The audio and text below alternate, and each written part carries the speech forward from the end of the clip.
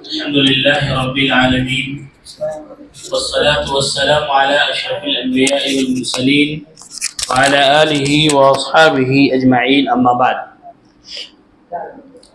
قرآن حکیم کی تفسیر کا جو سلسلہ چل رہا ہے، آج ہم 25ویں پارے کی چند آیات کا مختصر خلاصہ پیش کریں گے۔ 25ویں پارے میں سورہ حامیم سجدہ کی آیت نمبر 53 ہے۔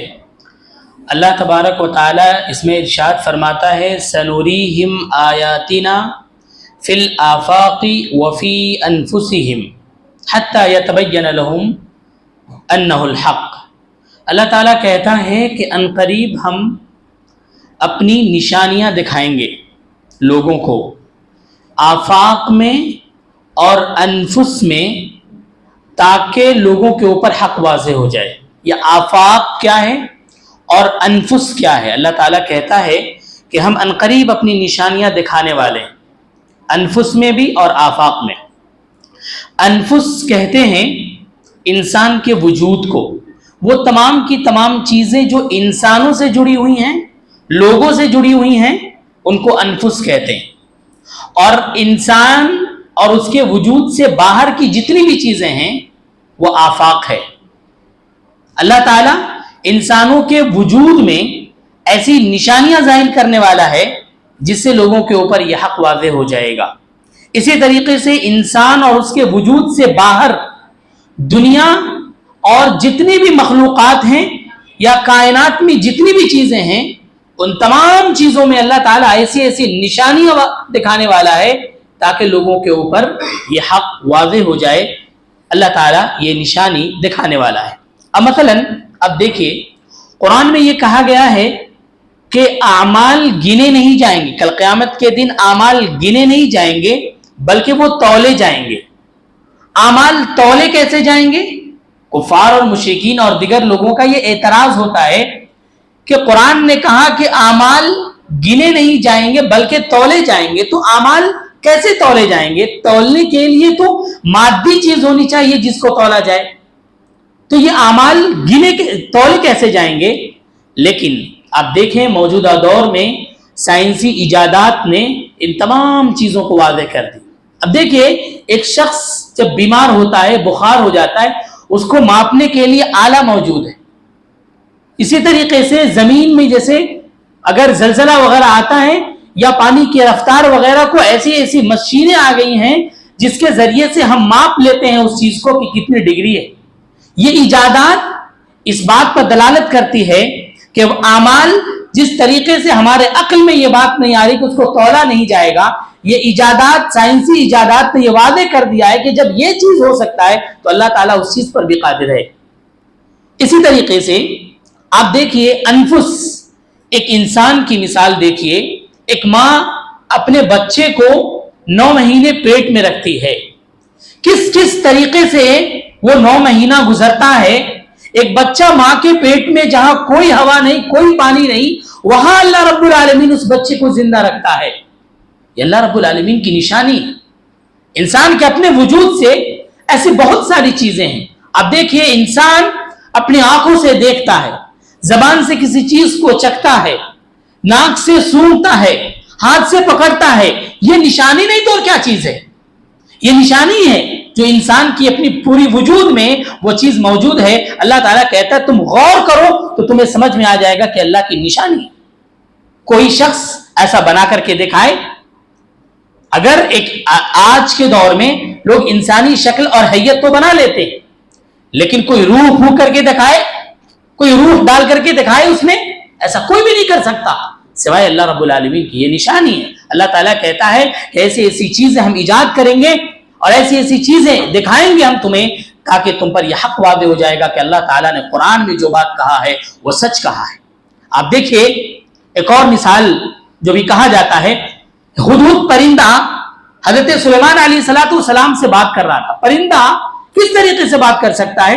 قرآن نے کہا اس چیز کو، لیکن اس چیز کو آج جو سائنسی ایجادات، موبائل، ٹیلی ویژن یا اس طرح کی جتنی بھی چیزیں ہیں، پلاسٹک جیسے موبائل لوہا انسان سے بات کر رہا ہے، ٹیلی ویژن اگر سامنے ہے تو وہ انسان سے بات کر رہا ہے، یا ایسی ایسی چیزیں ہیں جو انسان سے وہ بات کر رہا ہے، تو ہدہد پرندہ اللہ تعالیٰ اس پر بھی قادر ہے کہ اس کو انسانوں سے بات کرا دے۔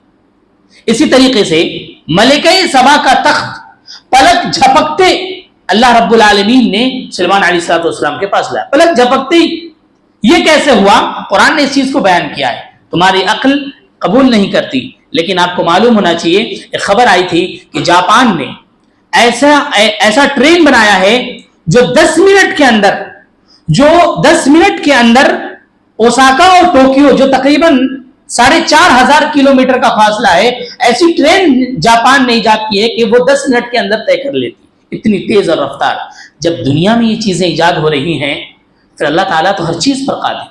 ایسی بہت ساری چیزیں جو قرآن نے بیان کیا ہے، تمہیں ماننا ہے اس چیز کو اور ایمان لانا ہے، عقل قبول کرے نہ کرے، لیکن قیامت تک ایسی بہت ساری نشانیاں اللہ تعالیٰ لے آئے گا جو تمہاری عقل اس چیز کو قبول کر لے گی۔ اللہ تعالیٰ کہتا ہے کہ ہم نشانیاں اسی طریقے سے دکھائیں گے تاکہ تم اس چیز کو جان لو کہ قرآن نے جو بیان کیا ہے وہ سب صحیح ہے۔ اسی طریقے سے آگے اللہ تعالیٰ نے فرمایا کہ ہم میں اور دوسرے لوگوں میں فرق یہ ہے کہ دنیا اور دنیا سے دوسری، یعنی دنیا اور دنیا و مافیہ میں جو چیزیں ہیں وہ اللہ رب العالمین کی ہیں، لہو ما فی السماوات و ما فی الارض، آسمان اور زمین میں جتنی چیزیں ہیں وہ سب اللہ رب العالمین کی ہیں۔ اور دوسرے لوگوں میں فرق یہ ہے کہ دنیا اور دنیا میں جو چیزیں ہیں وہ سب کے سب اللہ رب العالمین ہے۔ عقیدہ وحدت الوجود، لوگ کہتے ہیں نا اللہ تعالیٰ ہر جگہ موجود ہے، ہر چیز میں اللہ تعالیٰ ہے، ہم کہتے ہیں ہر چیز اللہ تعالیٰ نہیں ہے، ہر چیز کی ملکیت اللہ تعالیٰ کی ہے، ہر چیز پر قدرت اللہ تعالیٰ رکھتا ہے، لیکن ہر چیز اللہ تعالیٰ نہیں ہو سکتا۔ اللہ تعالیٰ اپنے عرش پر ہے، اور دنیا میں جو چیزیں ہیں ان تمام چیزوں کا علم اللہ تعالیٰ ہے، اس کا علم ان تمام چیزوں کو احاطہ کیا ہوا ہے، اسی لیے اللہ تعالیٰ ہر جگہ موجود نہیں ہے بلکہ اللہ تعالیٰ اپنے عرش پر مستوی ہے۔ اسی طریقے سے اس میں مکہ کو ام القری کہا گیا، وَكَذَلِكَ أَوْحَيْنَا إِلَيْكَ قُرْآنًا عَرَبِيًّا لِتُنذِرَ أُمَّ الْقُرَى، مکہ کو ام القری کہا گیا، ساری بستیوں کی ماں۔ یہ کیوں کہا گیا؟ سارے گاؤں کی ماں۔ وَكَذَلِكَ أَوْحَيْنَا إِلَيْكَ قُرْآنًا، اس میں دو چیزیں ہیں۔ پہلی چیز تو یہ ہے کہ مکہ کو ام القری کہا گیا۔ ایک مفسر اس کے بارے میں لکھتا ہے مکہ کو ام القری کیوں کہا گیا؟ لِأَنَّهَا أَقْدَمُ الْبِلَادِ الْعَرَبِ، بلاد عرب میں سب سے پہلا گاؤں جو تھا وہ ام القری تھا۔ بلاد عرب کنٹریز میں جو سب سے پہلی جگہ جہاں لوگ آباد ہوئے وہ مکہ ہے، اسی لیے ام القری کہا گیا۔ وہاں سے ساری گاؤں نکلی، اسی لیے ان تمام کو، اس مکہ کو گاؤں کی ماں کہا گیا، اسی لیے ام القری اس کا نام ہے۔ اور دوسری بات یہ، اللہ تعالیٰ نے کہا قرآنًا عربیًا، ہم نے قرآن کو عربی زبان میں نازل کیا۔ اللہ تعالیٰ کہہ سکتا تھا ہم نے قرآن میں نازل کیا، ہم نے قرآن کو نازل کیا، عربی زبان بول کر کے یہ اللہ رب العالمین نے بتانا چاہا کہ اگر آپ قرآن کو انتہائی گہرائی اور گہرائی کے ساتھ اگر سمجھنا چاہتے ہیں تو آپ کو عربی زبان میں سمجھنا پڑے گا۔ یاد رکھیے، آپ اپنی زبان میں قرآن کو تو عربی زبان میں پڑھ لیتے ہیں، اپنی زبان میں تو قرآن کا ترجمہ سمجھ لیں گے، تفسیر سمجھ لیں گے، لیکن دراصل قرآن کو گہرائی اور گہرائی کے ساتھ سمجھنا ہے تو عربی زبان میں ہی ایک انسان سمجھ سکتا ہے، اس لیے کہ عربی زبان میں اللہ تعالیٰ نے نازل کیا ہے۔ اسی لیے عربی زبان کی اہمیت بھی اس سے دوبالا ہو جاتی ہے، وہ قرآن کو اللہ تعالیٰ نے عربی میں نازل کیا، اسی لیے عربی زبان کا سیکھنا بھی بہت ضروری ہے اگر کما حقہ قرآن کے مفہوم کو آپ سمجھنا چاہتے ہیں۔ اس کے بعد اس میں بتایا گیا ہے کہ ایک آیت ہے جس میں 3 احکام اللہ تعالیٰ نے بیان کیے ہیں، 3 احکام، اگر ان 3 احکامات پر اگر ایک شخص عمل کر لے تو وہ اس دنیا میں بھی کامیاب ہوگا اور آخرت میں بھی کامیاب ہوگا۔ وہ 3 چیزیں کیا ہیں؟ پہلی چیز وَمَا اخْتَلَفْتُمْ فِيهِ مِنْ شَيْءٍ فَحُكْمُهُ إِلَى اللَّهِ، تم جہاں رہتے ہو اگر آپس میں کسی بات میں اختلاف ہو جائے تو اس کو تم اللہ تعالیٰ کی طرف لوٹا دو، اس معاملے کو اللہ تعالیٰ کے اوپر چھوڑ دو۔ اختلاف ہو گیا، اب آپ کیا کرنا ہے؟ اختلاف نہیں کرنا، وہاں پہ اختلاف تو ہو گئی بات، ہم اسی سے الگ ہٹ جانا، اللہ تعالیٰ سے دعا کرنا، اللہ تعالیٰ کے سامنے رکھنا ہے اللہ ہمارے ساتھ یہ معاملہ ہوا ہے، کیا فیصلہ کرنا ہے، کیا ہمارے ذہن میں وہ بات ڈال دے، اپنے اختلاف کی چیزوں کو اللہ رب العالمین کے سامنے، اللہ رب العالمین کے اوپر چھوڑ دینا۔ اور دوسری چیز یہ ہے فاستقم کما امرت، آپ ان تمام چیزوں پر مضبوطی کے ساتھ قائم ہو جائیے جس کا حکم آپ کو دیا گیا ہے۔ قرآن نے آپ کو حکم دیا، حدیث نے آپ کو حکم دیا، کیا منہیات ہیں اور کیا کرنا ہے، کس چیز سے منع کیا گیا، کس چیز سے کرنا ہے، ان تمام باتوں پر جم جائیے، پھر آپ کے لیے دنیا بھی آسان اور آخرت بھی آسان۔ اور تیسری بات یہ بتائی گئی کہ توکل صرف اور صرف اللہ رب العالمین پہ کرنا ہے۔ ذالکم اللہ ربی علیہ توکلت، وہی ذات ہے جس کے اوپر ہم بھروسہ کرتے ہیں۔ یہ تین باتیں اگر آ جائیں، یعنی اگر اختلاف ہو جائے اللہ تعالیٰ کی طرف لوٹاؤ اور اللہ تعالیٰ کے احکامات پر مضبوطی کے ساتھ جم جاؤ اور اس پر عمل کرو۔ غلطی ہو گئی تو کوئی حرج نہیں ہے، اللہ تعالیٰ سے معافی مانگ لو، لیکن مضبوطی کے ساتھ جمے رہو۔ اور تیسری بات یہ کہ اپنے تمام معاملات میں اللہ تعالیٰ کے اوپر بھروسہ کرو۔ اگر کہیں معاملات ہمارے خراب ہونے والے، آپ کو ایسا محسوس ہو رہا ہے ہمارا یہ کام بگڑنے والا ہے، بھروسہ اللہ پر کریے، آئیے اللہ تعالیٰ سے دعا مانگیے، اللہ تعالیٰ ہمیں ایسا خدشہ ظاہر ہو رہا ہے کہ ہمارا یہ کام نہ ہو، تیرے ہاتھ میں ساری چیزیں ہیں، تو ہی مالک ہے ہمارا، تو ہی اس کو ٹھیک کرنے والا ہے، بھروسہ اللہ پر کریے، دیکھیے اللہ تعالیٰ آپ کے اس معاملات کو ختم ہوتے ہوتے بھی بچا لے گا۔ یہ تین چیزیں کہ انسان اپنی زندگی میں نافذ کر لے تو پھر اس کی وہ زندگی آسان ہو سکتی ہے۔ اس کے علاوہ ایک اور آیت ہے، بہت بہترین آیت، اس آیت کے بعد ہم ختم کریں گے۔ اس آیت میں یہ بتایا گیا ہے فَلِذَلِكَ فَادْعُ وَاسْتَقِمْ، اس آیت کے بارے میں ایک مفسر لکھتا ہے کہ لا نظیر لها سوا آیت الکرسی، اس آیت کی مثال سوائے آیت الکرسی کے پورے قرآن میں نہیں ہے۔ آیت الکرسی، اس کے اندر اللہ تبارک و تعالی نے توحید کی بات بیان فرمائی ہے، اس سے بہتر آیت پورے قرآن میں نہیں ہے سوائے اس آیت کے، اس میں ابھی جو ہم بیان کرنے والے ہیں۔ آیت الکرسی میں اللہ تبارک و تعالیٰ نے 10 باتیں بیان کی ہیں، اس آیت میں بھی 10 باتیں ہیں۔ آیت الکرسی کی مثال نظیر نہیں ہے سوائے اس آیت کے، اور آیت الکرسی میں عقیدہ سے متعلق باتیں بتائی گئی ہیں، اور اس آیت میں اعمال، لوگوں کے اعمال سے متعلق بتائی گئی ہیں۔ پہلی بات کیا ہے؟ فَلِذَلِكَ فَادْعُوا، اس چیز کی طرف آپ لوگوں کو دعوت دیجئے۔ کس چیز کی طرف؟ دین کی طرف، جو دین اللہ تبارک و تعالیٰ نے نازل کیا۔ شرع لکم من الدین ما وصى، وہ دین جو اللہ تبارک و تعالیٰ نے جس دین کو شریعت بنایا اور اللہ کے رسول صلی اللہ علیہ وسلم نے ہمیں دیا، اس دین کی طرف ہمیں لوگوں کو دعوت دینا ہے۔ آج لوگ کن کن چیزوں کی طرف دعوت دیتے ہیں؟ فلاں مذہب کی طرف آ جاؤ، فلاں مسلک کی طرف آ جاؤ، فلاں کام کر لو، فلاں بزرگ سے مل لو، فلاں سے اپنا بیعت کر لو، اس طریقے کی جو چیزیں مسلمان آپس میں دعوت دیتے ہیں۔ اللہ تعالیٰ نے کہا اس دین کی طرف جس دین کو اللہ تعالیٰ نے شریعت بنایا ہے، قرآن اور حدیث ہمارے لیے دین ہے، قرآن اور حدیث اور صحابہ کرام کا عمل، یہی 3 چیزیں ہمارے لیے دین ہے، اور اسی 3 چیزوں کی طرف ہمیں دعوت دینے کا حکم دیا گیا ہے۔ وَاسْتَقِمْ كَمَا أُمِرْتَ، دوسری بات کہ یہ جو دین ہے، جو ملا ہے، اس کے اوپر مضبوطی کے ساتھ قائم ہو جاؤ، كَمَا أُمِرْتَ، جیسا کہ آپ کو حکم دیا گیا ہے۔ گویا کہ اللہ تعالیٰ اللہ کے رسول صلی اللہ علیہ وسلم کو یہ کہہ رہے ہیں کہ آپ کو جیسا حکم دیا گیا ہے ویسا ہی دین پر آپ قائم ہو جائیے۔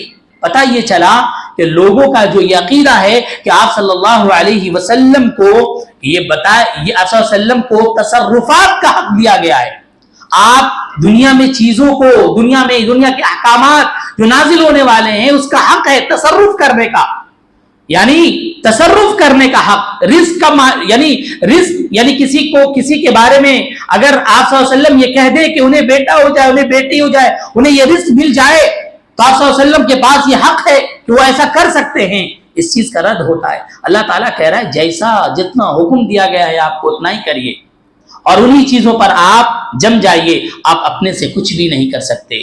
ولا تتبع اهواءهم، تیسری بات آپ اپنے خواہشوں کی اتباع مت کریے. اگر آپ اپنے خواہشوں کی اتباع کریں گے تو گمراہ ہو جائیں گے. یہ بات اللہ رب العالمین نے کیوں کہا؟ اس لیے کہ جتنا اللہ رب العالمین نے حکم دیا ہے اتنا ہی کرنا ہے، اور اگر اس میں ذرہ برابر اگر آپ نے کچھ بڑھایا تو یہ خواہش کی اتباع ہو گئی، اور خواہش کی اتباع سے ہمیں منع کیا گیا ہے. اگر ہم ذرہ برابر بھی کچھ بھی چینج کرتے ہیں، کچھ بھی بڑھاتے ہیں، تو پھر یہ حکم سے نکل گئے. کبا عمر، جتنا اللہ نے حکم دیا ہے اتنا ہی کیجئے، یہاں خواہش کی اتباع ہو گئی. اسی لیے دین اپنے خواہش کے مطابق نہیں ہے. دین ہمارے لیے قرآن اور حدیث جو شریعت ہے یہ اللہ رب العالمین کے مطابق ہے. ہمیں اپنی زندگی کو انہی کے مطابق زندگی گزارنا ہے. ہم نے کہا تھا پچھلے درس میں کہ ایک بندہ اپنے دین پر اس طریقے سے عمل کرے جیسا اللہ چاہتا ہے. اگر عمل کرنے لگے تو پھر اللہ تعالیٰ اس کے لیے کافی ہو جاتا ہے، ویسے کہ جیسا بندہ چاہتا ہے. پہلے ہمیں اللہ کے دین پر اس طریقے سے عمل کرنا ہوگا جس طریقے سے اللہ رب العالمین نے ہمیں حکم دیا ہے. اور اس کے بعد وَقُلْ آمَنْتُ بِمَا أَنزَلَ اللَّهُ مِنْ كِتَابٍ، اللہ تعالیٰ نے کہا کہ آپ اعلان کر دیجئے لوگوں میں کہ جتنی کتابیں اللہ تعالیٰ نے نازل کی ہیں ان تمام کتابوں پر ہمارا ایمان ہے. لیکن اب اس میں کتاب ایک جنس ہے. اللہ تبارک و تعالیٰ نے تورات، زبور، انجیل، قرآن اس طریقے سے صحف وغیرہ نازل کیا، لیکن آج وہ کتابیں یہود کے پاس، نصارہ کے پاس، دیگر لوگوں کے پاس اپنے اصلی شکل میں موجود نہیں ہے. اسی لیے ہم اس کتاب پر ایمان نہیں لاتے. ہم تو اس کتاب پر ایمان لاتے ہیں جو اپنے اصلی شکل میں موجود ہے. اللہ تبارک و تعالیٰ نے جو کتاب نازل کی اگر اصلی شکل میں موجود ہے تو ہمارا اس کتاب پر ایمان ہے. اور اس کتاب میں جو چیزیں اللہ تعالیٰ نے بیان کی ہیں تقریباً وہ تمام کی تمام باتیں قرآن میں. تو گویا کہ ہمارا ایمان قرآن پر بھی ہے، ہمارا ایمان اس پر بھی ہے. لیکن اگر کوئی یہود اور نصارہ اگر لا کر کے ہمیں تورات، زبور اگر دے اور محرف ہے، ہم ڈائریکٹ انکار کریں گے کہ اس کتاب پر ہمارا ایمان نہیں ہے، کیونکہ اس کے اندر تحریف شدہ ہے. وَقُلْ آمَنْتُ بِاللَّهِ وَقُلْ آمَنْتُ بِمَا أَنزَلَ اللَّهُ مِنْ كِتَابٍ وَأُمِرْتُ لِأَعْدِلَ بَيْنَكُمْ، اور مجھے حکم دیا گیا ہے کہ میں لوگوں میں عدل کو قائم کروں. لوگوں میں عدل کو قائم کروں. لوگوں میں عدل قائم کرنا تمام لوگوں کے ساتھ ہے، چاہے وہ مسلمان ہو، غیر مسلم ہو، عورت ہو، مرد ہو، بچہ ہو، بوڑھا ہو، کوئی بھی ہو، رشتہ دار ہو، تمام کے تمام میں ہمیں عدل قائم کرنا ہے. اللہ کے رسول صلی اللہ علیہ وسلم نے کہا کہ اگر فاطمہ بنت محمد بھی چوری کرے تو اس کا ہاتھ کاٹا جائے گا. یہ عدل ہے. اگر آپ صلی اللہ علیہ وسلم نے کہا کہ میری بیٹی بھی اگر چوری کرے تو عدل یہ ہے کہ میں حکم دوں گا کہ اس کا ہاتھ کاٹا جائے. آج کیا ہوتا ہے؟ آج اگر اپنے رشتہ دار اپنے لوگ ہو گئے تو ان کو بچانے کے لیے ہم کیا کیا راستے اختیار کرتے ہیں.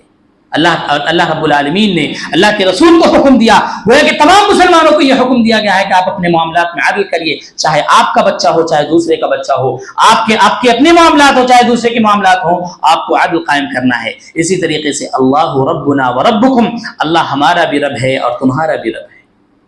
آپ کفار و مشرکین سے جب پوچھا جاتا تھا کہ تمہارا رب کون ہے تو وہ کہتے تھے کہ ہاں اللہ. آج بھی آپ یہود و نصارہ سے پوچھیں تمہارا رب کون ہے، کہاں ہے، تو کہتے ہیں اللہ. یہاں تک کہ آپ غیر مسلمین سے پوچھئے کہ رب کون ہے، اللہ کون ہے، تو کہتا ہے اوپر ہے. گویا کہ تمام کے تمام لوگ اللہ رب العالمین کا اقرار تو کرتے ہیں، اللہ ربنا وربکم. جب ہمارا رب اور تمہارا رب ایک ہی ہے تو وہ رب کا جو حکم ہے اس کے اوپر تو آ جاؤ. اس طریقے سے ہمیں انہیں بتانا ہے. لنا اعمالنا ولکم اعمالکم، ہمارے اعمال ہمارے ساتھ، تمہارے اعمال تمہارے ساتھ. لا حجت بیننا وبینکم، یہ تمام کی تمام باتیں ہم نے تمہیں بتا دی. اب کوئی حجت نہیں ہے ہمارے تمہارے درمیان. تم اگر عمل کرو گے تو تمہارا عمل تمہارے ساتھ، ہم عمل کریں گے تو ہمارا عمل ہمارے ساتھ. اللہ یجمع بیننا، اور یاد رکھو اللہ تعالیٰ تمام لوگوں کو قیامت کے دن جمع کرنے والا ہے. وَإِلَيْهِ الْمَصِيرُ، اور اسی کی طرف ہم سب کو جانا ہے. یہ 10 باتیں اللہ تبارک و تعالیٰ نے اس آیت میں بیان فرمائی، اور 3 باتیں اس سے پہلی والی آیت میں. کوئی بندہ اگر ان 3 باتوں پر عمل کر لے، کوئی بندہ ان 10 باتوں پر عمل کر لے، انشاءاللہ اس کی اس دنیاوی زندگی بھی اچھی ہو سکتی ہے اور آخرت کی زندگی بھی اچھی ہو جائے گی انشاءاللہ. یہ چند باتیں تھیں. اللہ تبارک و تعالیٰ سے دعا ہے اللہ تبارک و تعالیٰ ہم تمام لوگوں کو نیک بنائے، قرآن اور حدیث کے مطابق زندگی گزارنے والا بنائے. آمین. وما توفیق الا باللہ.